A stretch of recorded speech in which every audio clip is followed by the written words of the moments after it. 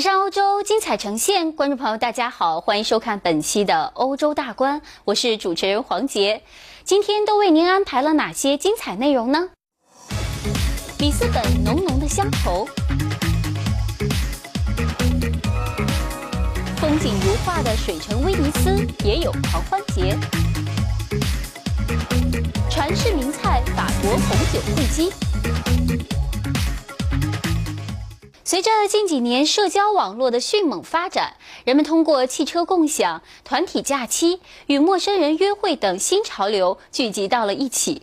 这样做不仅可以充分地利用了各自的闲置资源，也能在沟通中交流彼此的感情。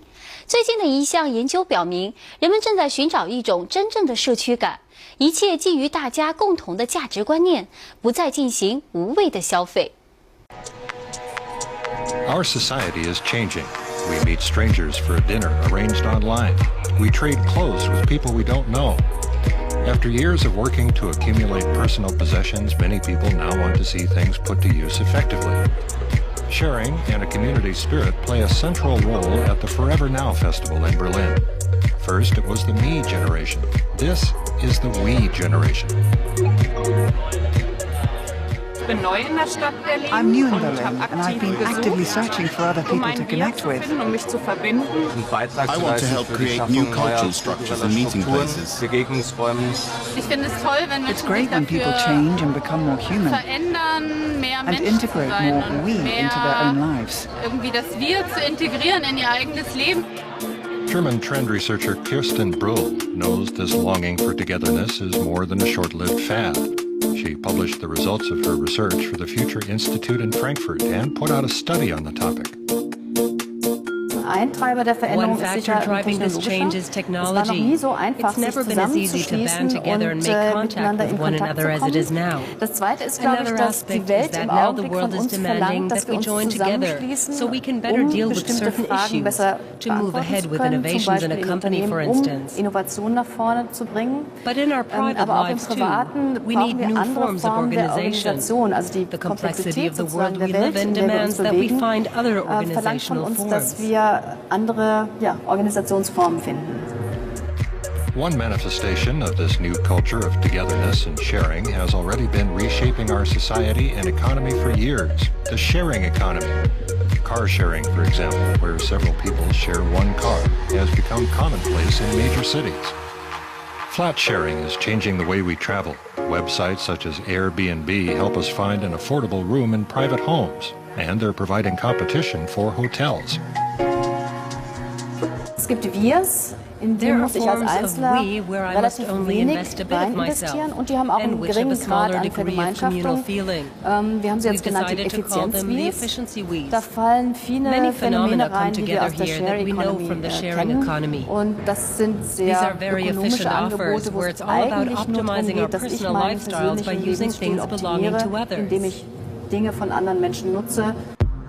These developments are shaping our working lives. Berlin's Beta House offers co-working spaces.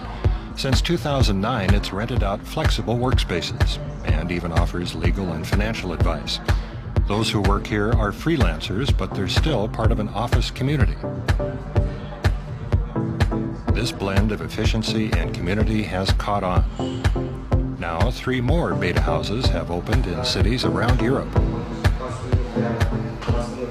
When we first started, most of the people who came here were looking for a flexible and cheap workplace for a short period of time. Now our members come here looking for access to a community, to experts and co-founders and so on, technicians and social contacts as well. At this urban garden in central Berlin, it's also all about social contacts. Since 2009, the community has grown and harvested the produce. Robert Shaw founded the nonprofit project and sees it as a place of exchange, based on common values and personal relationships. Many people who come here no longer want to be part of the consumption chain. I go from my apartment to my workplace, to a restaurant during my break, back to my workplace and then home again. And on the way, I stop at the supermarket to buy something or other. So my main activity is to go from A to B and buy something in a public place. And what we offer here is an active way to participate, to take part in this place. What happens is that people communicate with each other here.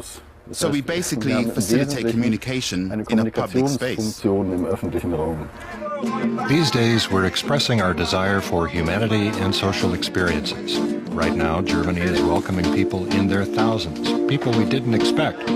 So where's the hitch in this new we mentality? I believe that in the future we'll have to deal intensively with the topic of belonging or not belonging. Developing criteria about whether we're allowed to belong to this society or another, because it encapsulates a great danger that certain groups of people who present their views quietly rather than loudly, who tend not to market themselves aggressively, won't be noticed. These various communities exist for a number of reasons, from ways to make life more efficient to forging personal relationships. The new feelings of community are changing our world. To make sure the development is positive, the individual is in demand more than ever.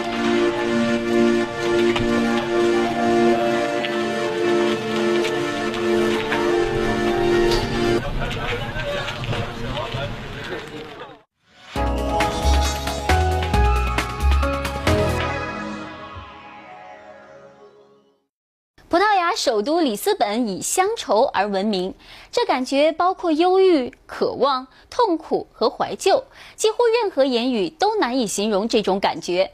然而，乡愁和优美的法多民谣相结合，却可以完美地表达出几个世纪前水手们长年累月漂泊海外的感觉。正是伴随着水手们浓浓的思乡之情，这种淡淡的忧伤竟然也慢慢地融入在了这座原本浪漫且奔放的城市之中。The Portuguese capital, Lisbon, is famous for saudade. It's a feeling that comprises melancholy, longing, pain, and nostalgia, but for which there's no really adequate translation. Lisbon's miradouros, or lookout points, provide stunning views over the city. Senhora de fado e saudade, seis letras numa cidade. Fado is the musical expression of saudade. In 2011, UNESCO added Fado to its intangible cultural heritage list. Joana Amendoeira is part of a new generation of singers who've rediscovered this traditional music. Saudade is totally connected with Fado. It's one of the most important feelings that we sing in Fado music, and we can report this feeling of the centuries ago, of the sailors traveling and being months, years far away from home. Lisbon's monuments also reflect this maritime history. Belém Tower is one of the city's most famous landmarks. It was built in the 16th century, when Portugal was a major force in trade and naval exploration. Vasco da Gama is the country's most famous explorer. Over half a century ago, he became the first European to reach India by sea, turning Portugal into a world power. The legend of the origin of Fado is actually that there is a very beautiful poem called Fado Português, and it says, Fado born one day when a sailor was far away and started to sing Fado, and Fado born in the sea. The ocean also plays a major role in local cuisine. Fish and seafood feature on every menu, and Lisbon boasts many prize-winning fish restaurants. People with a sweet tooth should try the pastéis de Belém. These custard tarts are a Lisbon specialty, and the recipe is a well-guarded secret. The ocean and saudade are recurring motifs in the graffiti found throughout the city. Lisbon's stature is growing in the street art scene. The ocean doesn't just feature in Gonzalo Ribeiro's work, it's even reflected in his artist name, Mar. Now is a good time to be a street artist in Lisbon, in Portugal, because now we have big support from the mayor that we can achieve bigger results with their help, and we are doing something that could be presented as the new art movement. For Portuguese street artists, Saudade is just as important as ever.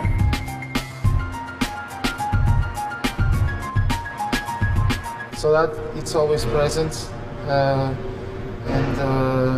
my work is something about always the feelings that I have in different places. I'm a very sentimental artist. Portugal's national poet Fernando Pessoa, whose likeness is seen here in Lisbon's Old Town, once wrote, "Only the Portuguese can feel saudade, because they alone have a word to describe it." The Alfama district is home to countless fado restaurants. Joana Emenduaira began her career here. I fall in love from Alfama since I was a child. I think Alfama is a magic place, and everybody must to come here to Lisboa and to discover Alfama. Joana has another tip, the Barrio Alto district, known for its nightlife.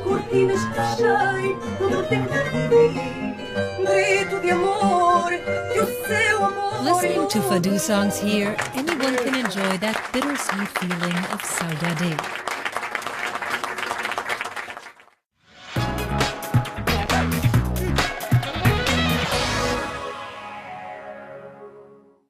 风景如画的水城威尼斯也有狂欢节，许多奇装异服的人戴着怪异面具，正在满心期待天使飞行的到来。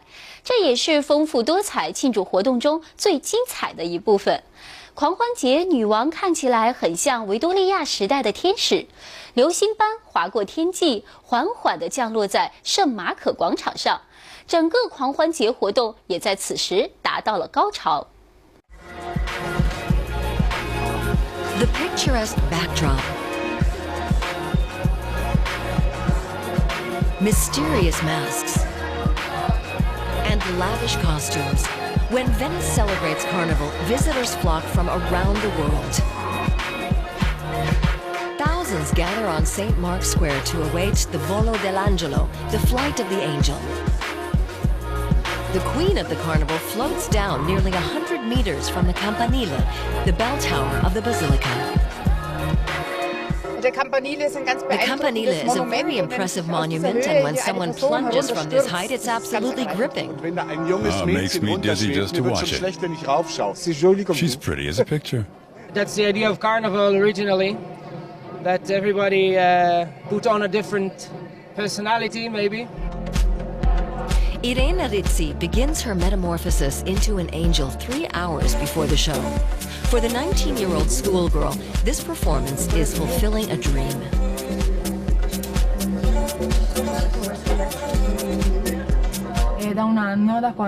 It's been a year since I was chosen. Since then, I've been imagining what this day would be like, and now it's here.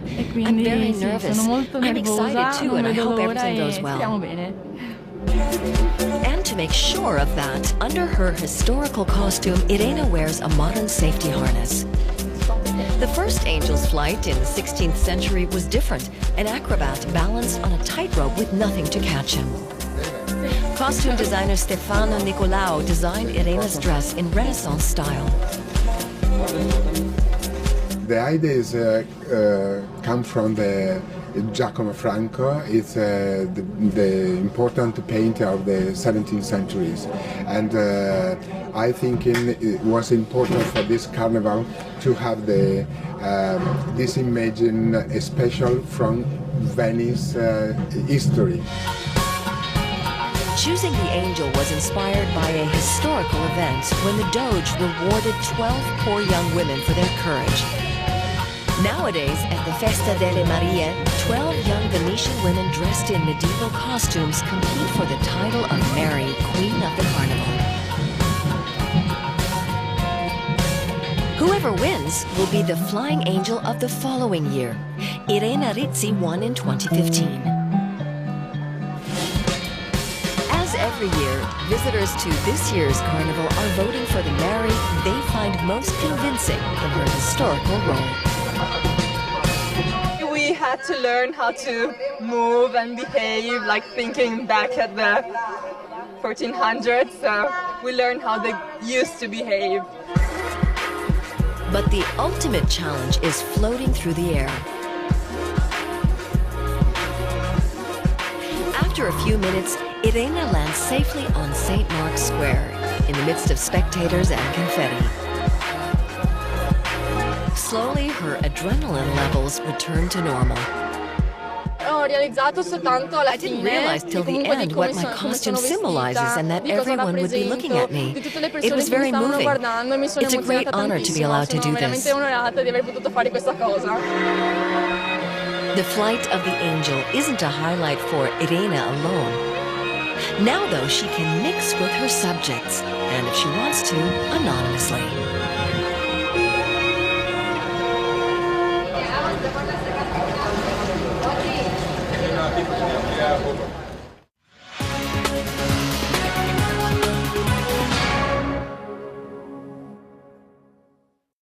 烹饪本是一门经验学科，似乎是和任何抽象数据都不相干的事情。然而，在力求完美和科学的人眼中，数据恐怕比任何口腹之欲都要有说服力。苏珊和莫里茨掀起了这场数据烹饪的新思潮。在过去的4年里，他们穿梭于欧洲各地，召开各种烹饪研讨会，将数据变成了食谱。他们创造出来的菜肴意义也远远超出了食谱上的内容。Here, abstract statistics take on a whole new meaning. At data cuisine workshops, people create dishes which say far more than what's written in their recipes. For instance, the percentage of women in science in different countries is represented here by the size of the egg yolks. Susanne Jaschko and Moritz Stefaner whipped up the idea for data cuisine. For the last 4 years, they've been conducting 2-day cooking workshops where data turns into recipes across Europe. I thought we need to get people interested in the data that's out there. Because they're facts. But not everyone can relate to these statistics or the world of numbers. So we used food to try to find a medium that's personal and emotional, and which you can use to tell the stories found in this data. Participants decide which statistics to use, ideally those which come from their surroundings and are relevant to them. They call these local data. This data cuisine workshop is being held in Gembloux, Belgium. Here at the Smart Gastronomy Lab at the University of Liège, they use state-of-the-art kitchen appliances. There's even a 3D printer for making chocolates. Arlene, a workshop participant, shows that data cuisine is even suited to somewhat somber topics. Our idea is to play off the Belgian praline, this chocolate that you're never sure what's inside. And so we're making these small chocolate coffins, and we will fill them with various fillings that represent the ways that people die in Belgium. Now it's time to put their ideas into action. To make sure the database dishes also taste good, participants receive tips from a professional chef.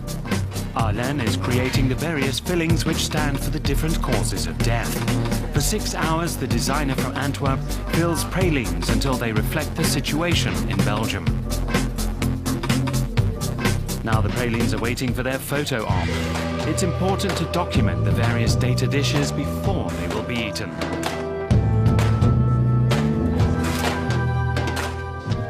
The other goodies are also taking shape. They cover a wide range of topics, from the motivation level of Belgian workers to nuclear power. These participants tackled the changeability of the weather in Europe last April, with temperatures reflective of all 4 seasons. The result is an edible calendar. Food isn't a medium we normally use to present information. It's also not terribly precise. You really can't say whether something tastes twice as sweet or 3 times as sweet. Still, consuming something that takes such a sensuous form makes you look at data differently. Because that's what data cuisine aims to do. Help people internalize data in the truest sense of the word. That's why participants eat the dishes together at the end of the workshop and explain the stories behind them.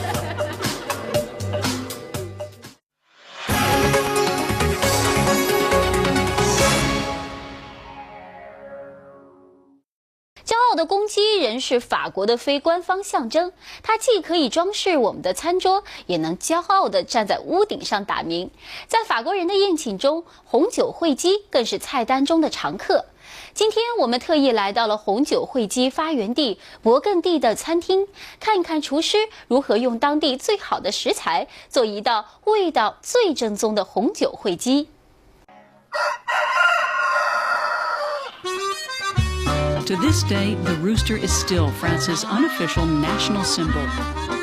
It decorates tables and proudly sits on rooftops. And if the rooster itself lands up in the cooking pot, you can be sure coq au vin is on the menu. The dish in which chicken is braised in wine is a classic of French cuisine. Le coq au vin, ça goûte tradition, tastes of tradition, ça goûte chaleur humaine. Je pense que chaque culture a son plat pour réchauffer les cœurs, pour passer un moment ensemble. And one of the best places to try an authentic version of this world-famous dish is at La Rochette. The restaurant lies on the outskirts of Bligny-sur-Ruche in Burgundy, the region where coq au vin was created. Here, Frédéric Ménager, an expert on chicken, lets us look over his shoulder. Évidemment, si, mais je ne vais pas le donner là. Of course, it's a secret, but I'm not telling you what it is. No. Cooking's all about sharing. La cuisine, c'est du partage. To prepare a classic coq au vin, you need to dismember an entire chicken. Then add chopped onion, small carrots, garlic, and a bundle of herbs. But first, fry some fatty bacon in a roasting pan. On sale chaque morceau individuellement. Each piece of the bird should be salted individually. On va les faire revenir. And then placed in the pan with the bacon fat. Dans la cocotte avec le lard. Then comes the second main ingredient, wine. Il n'y a pas de bonne cuisine sans grands You can't make great food without great ingredients. Le cuisinier, the chef il has some influence, but he's there to serve the ingredients, not vice versa. Au service des produits et non l'inverse. At the Château de Marcenay vineyard in Burgundy, they feel the same way. Here, just outside Dijon, only the finest Pinot Noir is aged in these oak barrels. Cooking wine is a foreign concept in French cuisine. Here, chefs say only a great red wine makes for a great sauce. And the region a wine comes from is important as well.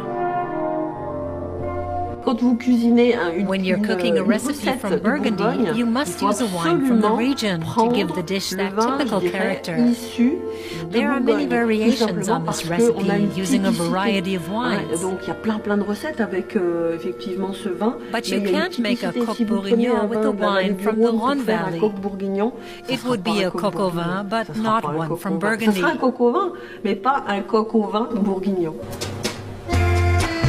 Frédéric Ménager gives us another tip. Before pouring the red wine over the bird, heat the wine to the boiling point and flambe it. Donc c'est pour enlever l'acidité et l'alcool du vin, jusqu'à ce qu'il n'y ait plus de flamme. Legend has it that coq au vin was popularized in Paris in the late 16th century by Henry IV. The French king is credited with giving common folk a chicken in every pot. Historian Loïc Béanassi explains. L'idée, c'est que réellement, the essence of the story is that good King Henry, puisque c'est finalement un des rois qui a la meilleure image, je pense, dans l'imaginaire collectif, eh bien, soucieux de la prospérité, du bonheur de ses sujets, voulait qu'ils aient la chance de manger ce bon plat avec leur famille tous les dimanches. Whether the legend is true or not, many hens and roosters have wound up in French cooking pots over the centuries. And in Henry's day, they likely ate this variety in particular, La Flèche, a very old breed of chicken that Frédéric Ménager raises at his organic farm. On a des animaux qui sont quand même un peu vieux, hein, qui ont entre 24 mois et puis jusqu'à 5, 6 ans, voire même plus. Hein. Et une façon très simple de les attendrir, c'est de les cuire très longtemps. En fait. Et puis dans du vin, bah, c'est quelque chose qui marche très très bien. Voilà.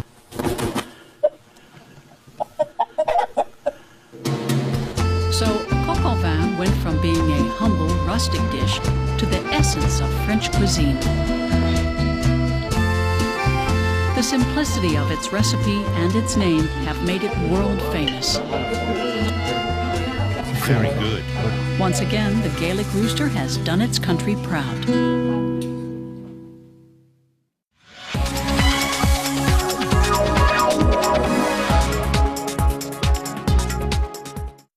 近年来，德国人对舞蹈课越来越有兴趣。华尔兹、探戈和林迪舞等舞蹈再次在德国各地流行起来。如今，南方城市弗莱堡出现了欧洲最大的舞蹈学校。学员们置身其中，随着悠扬的旋律翩翩起舞，身心完全释放，仿佛进入了另外一个世界，忘却了一切的烦恼。It's gala time at the Ballhaus Freiburg. More than 500 people have come to celebrate the opening of the dance hall in the southern German city, and of course, to dance. In pairs. Standard dancing is back in fashion among all age groups. Das sieht einfach nach was aus und es macht einfach auch mega Spaß, diese Fähigkeit, ganz da zu sein, aber so in der Musik aufzugehen mit der Tanzpartnerin, das finde ich das Tolle. Man kann halt total abschalten. You can completely switch off. That's what I like best. You enter into another world and you can get away from the craziness. In the afternoon, there was an introductory workshop for people keen to polish their skills on the dance floor, starting with a slow waltz. Most people here knew the basic steps, but instructor Heiko Kleibrink made sure they were absolutely precise. Zelebriert den Walzer! Hoch ins Knie! 1, hoch ins Knie! Kleibrink, an 8-time German champion in standard dance, showed them how it's done. Ich denke, jeder Mensch auf der Welt kann tanzen. Das beweist eigentlich auch, egal in welche Kultur man reinguckt. Die Kinder tanzen von klein auf, wenn die Musik hören, die können nicht mehr stillstehen bleiben. Und wir Erwachsenen werden meistens erzogen, still zu sitzen, in dem Schulsystem oder nach dem Berufsleben. Und dann ist eine Tanzschule natürlich der Ausgleich überhaupt. Dance classes are increasingly in demand, and not just in Freiburg. The courses are becoming more and more popular among single people. Couples dancing is a great way to meet others. Man hat gleich eine Gruppe von 30, 40 Leuten, lernt Frauen wie Männer kennen, lernt Freunde kennen. Also bei uns finden auch tatsächlich viele Hochzeiten alleine gleichzeitig statt, weil sich die Leute kennenlernen und natürlich auch unbefangen kennenlernen. With the disco era, dancing became more individual. Formalized dance steps went out of fashion. That's still true today. Whether they're pogoing to punk or swaying to club music, most people nowadays prefer to dance by themselves. At the same time, more traditional dances have made something of a comeback. People at this tango evening in Berlin aren't trying to be retro, they're just having fun. And 1930s swing is also enjoying a revival. Every year, the Swedish town of Harang hosts Europe's biggest Lindy Hop festival. And electro swing has made its way from London across Europe. Here, old-time dance steps meet electronic beats. Back in Freiburg, the ball is in full swing. The event will continue well into the night. But there's only one way to learn how to trip the light fantastic like the professionals. Practice, practice, practice.